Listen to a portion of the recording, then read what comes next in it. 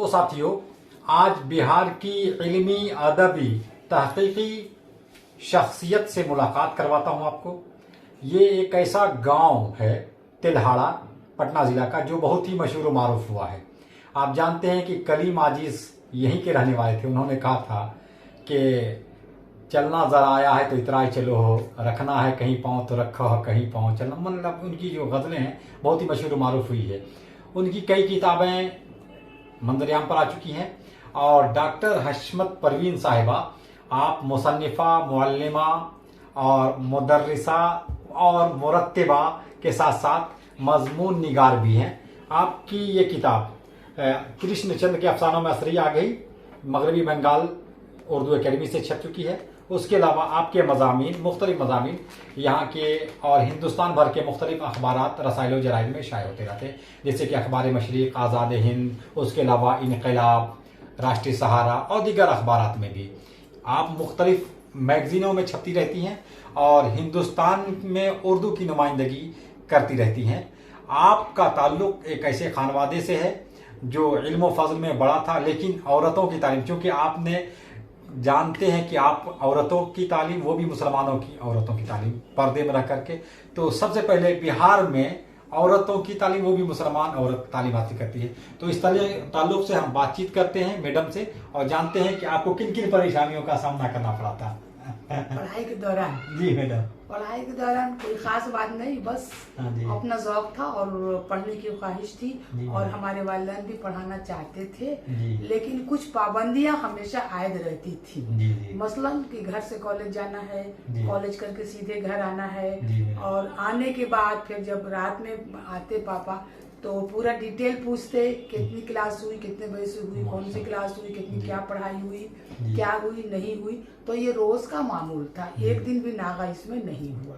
मतलब daily college जाना तो था ही मामूल। आने के बाद ये रिपोर्ट भी घर में देना पड़ता था कि कितनी देर क्लास हुई, क्या किया।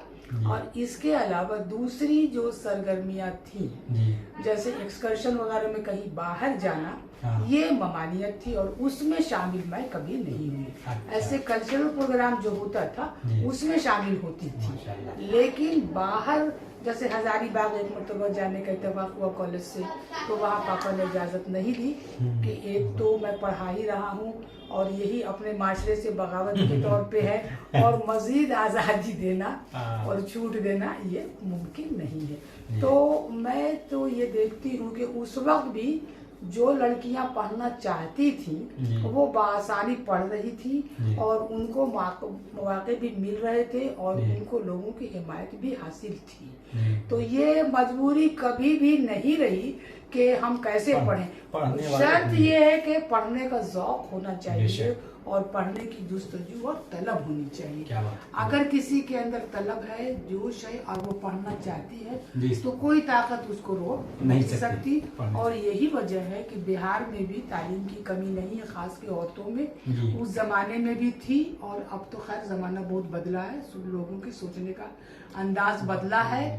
तो इसमें खातिर तरक्की हुई है, लड़कियां बहुत आगे बढ़ रही हैं, पढ़ रही हैं। और मजमून निगारी वगैरह का, जहाँ तक उर्दू का सवाल है, तो बिहार में उर्दू का मुस्तकबिल बंगाल के मुकाबले में रोशन हमें नजर नहीं आता है। बंगाल में उर्दू का मुस्तकबिल ताबनाक मैं इसीलिए बता रही हूँ कि मेरा ताल्लुक दोनों सूबों से है, बिहार से भी और बंगाल से भी।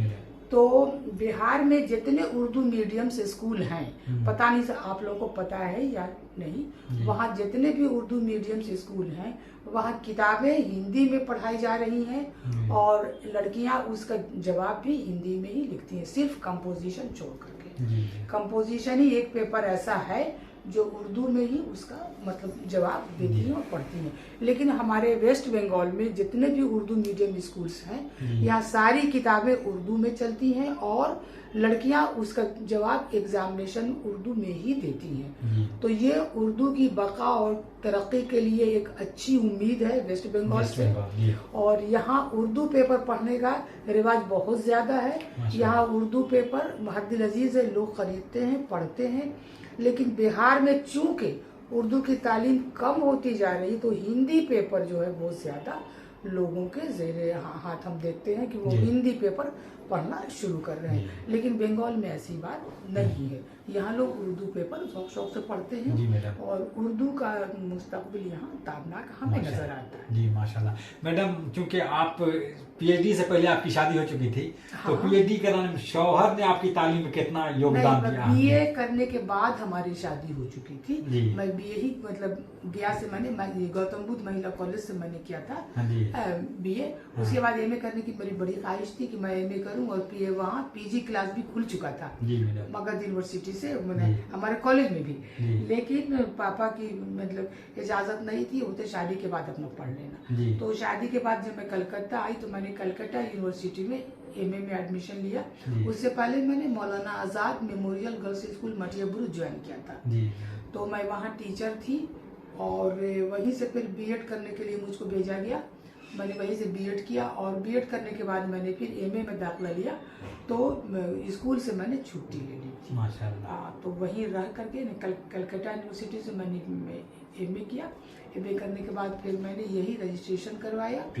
हाँ, जफर उगानवी साहब वो हमारे हेड थे, लेकिन चूंकि उनके पास तादाद ज्यादा थी स्कॉलर्स की, वो नहीं ले सकते थे। तब उन्होंने प्रोफेसर अब्दुल मन्नान साहब के अंडर में, घर से मन्नान साहब हमसे जूनियर थे यूनिवर्सिटी में 1 साल, और शमीम अनवर जो थे साहब वो हमारे साथी थे। और लेकिन ये मन्नान साहब हमसे जूनियर थे, लेकिन पढ़ाई में सीनियर जूनियर कुछ नहीं होता है, जहाँ तक मेरा ख्याल है। इल्म जहाँ से भी मिले लीजिए, और जिससे भी हो, छोटे भी बहुत कुछ सिखा देते हैं और बड़े बहुत कुछ भुला देते हैं। तो ये तो मैडम, आपके चूंकि आपने पीएचडी सुपरवाइजर बहैसियत निगरान भी आपने काम किया है, तो मैडम आपके कुछ ऐसे स्टूडेंट जिनको यादगार के तौर पर बताना चाहेंगे, नाम वगैरह? हाँ, जैसे पहला वो रजिस्ट्रेशन जो हमारे अंदर में हुआ तो मटियाबुरु जी की लड़की शमशाद हुसैन, तो उसकी बड़ी ख्वाहिश थी वकील अख्तर पे, जो कि बिहार ही के रहने वाले हैं, उन पे उसने रिसर्च किया हमारे अंडर में। और जब उसका वायवा हुआ था तो हमें याद है यूनिवर्सिटी में उर्दू ही डिपार्टमेंट से किसी ने पूछा था कि वकील अख्तर ही साहब को आपने क्यों चुना? तो उसने बड़ी बेबाकी से जवाब दिया कि हमारे वालिद साहब को भी मूजी मर्ज कैंसर था और उनको भी था। तो ये एक मसलब जो मैंने देखी उनकी जिंदगी में, उससे मैं मुतासिर हुई और मैंने उन पे रिसर्च किया। जी मैडम, तो हम उम्मीद करते हैं कुछ नए बच्चों को, चूंकि आपने ऐसी उम्र में ऐसे मौका से तालीम हासिल किया जब आना जाना बहुत ज़्यादा मुश्किलें होती थी, और टेक्निकल तौर से, डिजिटल तौर से बहुत कंप्यूटर, लैपटॉप और जो आजकल कंप्यूटर कुछ भी नहीं थी, तो आपने तालीम हासिल किया। अब ऐसे वक्त में जबकि आमदोरफ्त का बहुत अच्छा सिलसिला जरिया है, उसके बाद एजुकेशन का, कि आप चाहे तो मोबाइल वगैरह में, तो नई नस्लों को, बच्चियों को तालीम के लिए किस तरह से आगे ये हमारी जो नई नस्लें हैं ये माशाल्लाह काफी होशियार हैं, बेदार हैं, और ये तालीमी सरगर्मियां भी इनके अंदर हैं, और हम लोगों के जमाने से ज्यादा ये आगे बढ़ रही है, और ये उम्मीद है कि हमसे भी आगे बढ़ेंगी, तरक्की करेंगी, और ये सिलसिला रुकेगा नहीं। रोकने वाले चाहे जितना भी दबाएं, परेशान करें, लेकिन अगर हमारा आज़्म बुलंद है तो हम आगे बढ़ते रहेंगे, और हमारी नस्लें जो है ये आगे बढ़ेंगी, तालीम भी हासिल करेंगी, और सिर्फ तालीम ही हासिल नहीं करेंगी बल्कि अदबी, सियासी, माशी, तहजीबी सरगर्मियों में भी बढ़ चढ़ के हिस्सा लेंगी। ये हमारी उम्मीद है, और उम्मीद जो है वो हमेशा कुछ न कुछ तो पूरी उतरती ही है। पूरी नहीं उतरे ये अलग सी बात है, लेकिन कुछ तो सच्चाई इसमें है, क्योंकि उम्मीद पे सर सैयद ने भी कहा था, उम्मीद पे दुनिया कायम है। तो ये उम्मीद ही है जो एकदम नाउमीदी के वक्त भी हमें मायूसी से रोकती है, एकदम परेशानी के आलम में भी हमें एक नया हौसला अता करती है। तो आज का जो खास के सियासी दौर है हिंदुस्तान का, ये बहुत ही पूरा शोभ है और बड़ा ही खतरनाक है, और हम लोगों के लिए तो खास के ये दहशत पैदा करने का जरिया पैदा हो चुका है।